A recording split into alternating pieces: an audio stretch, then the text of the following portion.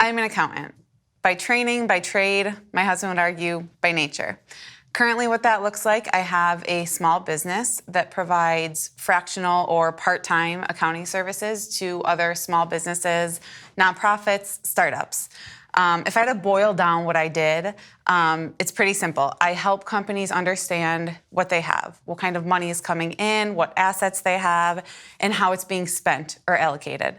And then, how does that reality align to the company's mission, the company's goals, the company's vision?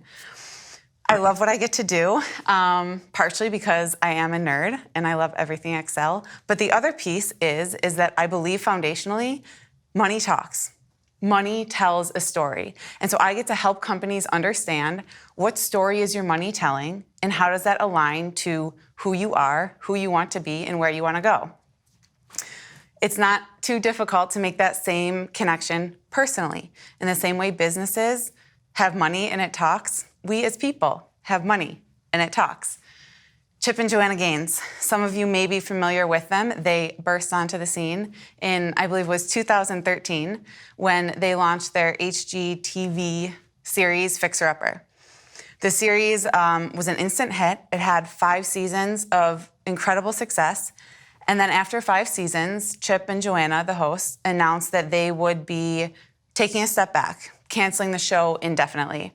And shortly after, Chip wrote a book explaining this decision to anyone who read the book.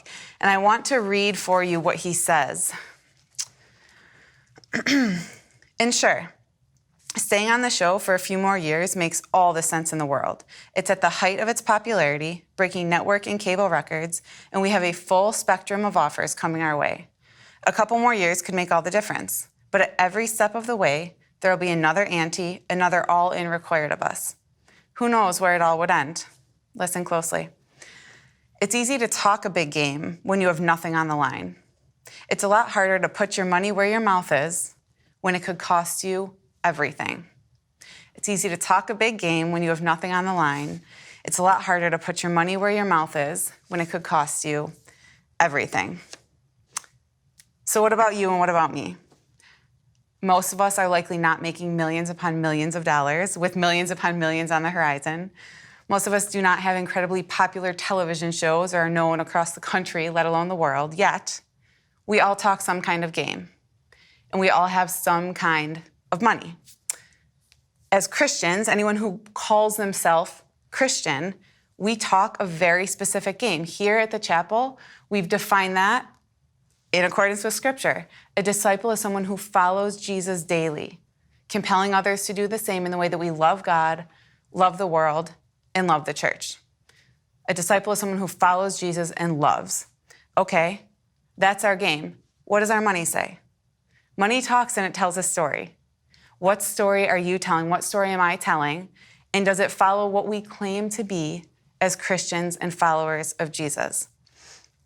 I want to look at over the next few minutes at just a few arenas where maybe we could stop and say, hey, what story is my money telling?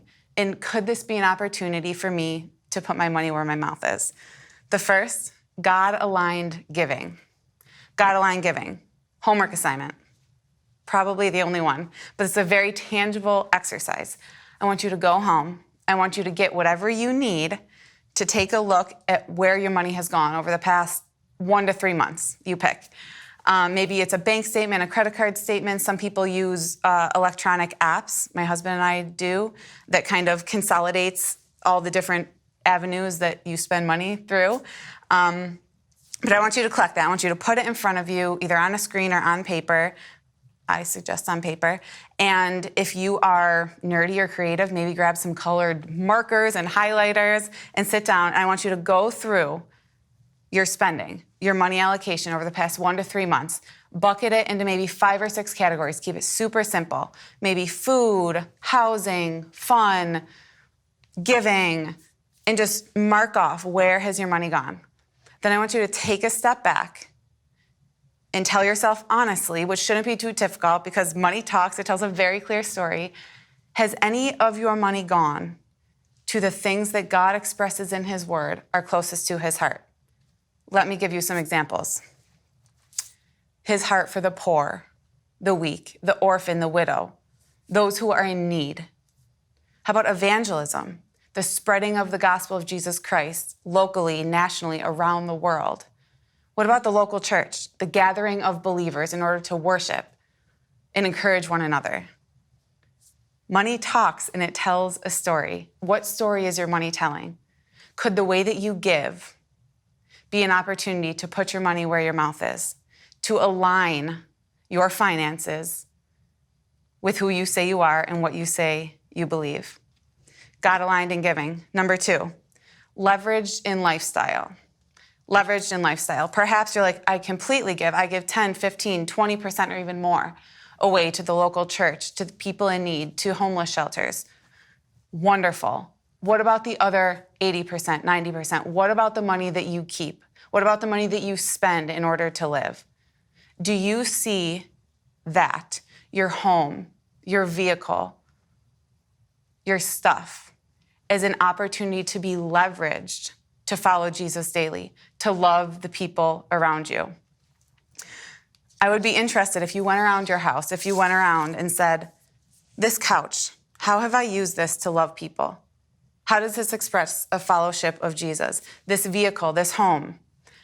One specific way I want to encourage us, this is being recorded in March of 2022. We are arguably post-pandemic, arguably, maybe still getting out of it.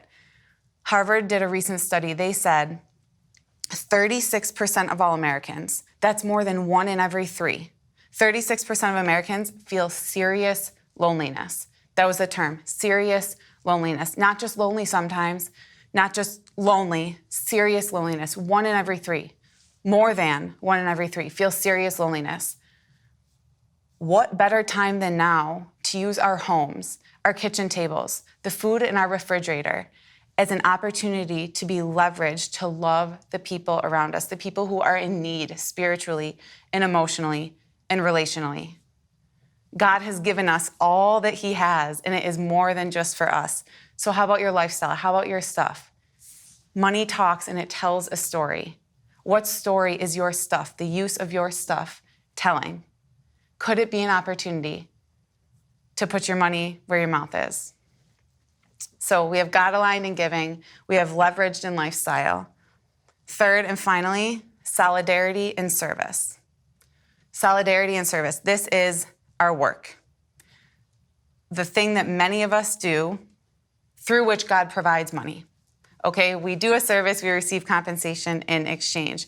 Yet, we do not work simply for money.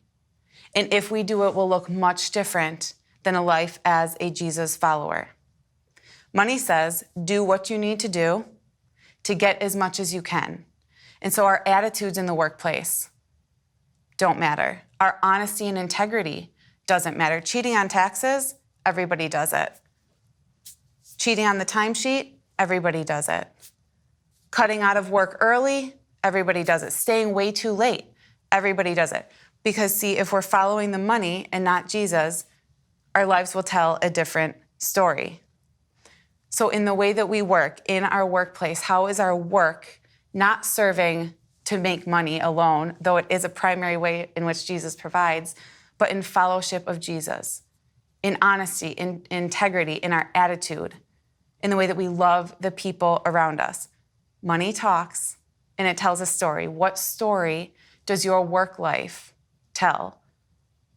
The opportunity when you make money, and could it be a chance to put our money where our mouth is? Money talks, it tells a story. What story are you telling in your giving, in your lifestyle, in your workplace? Like Chip said, it's easy to talk a big game when we have nothing on the line. It's a lot harder to put our money where our mouth is when it could cost everything. But what if we did? What if in our giving and in our living and in our work, we put our money where our mouth is? What if we lived as Jesus followers daily in the way that we love God with all of our heart, soul, and mind, and love people more than ourselves? I don't know about you, but I want to find out. I want to join God in what he's doing around the world in reconciling and restoring the world to himself. in the way that we give, in the way that we live, in the way that we work, are opportunities to do that.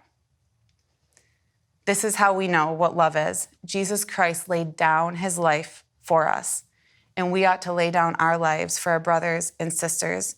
Dear children, church family, let us not love merely in word and in speech, but in action and in truth.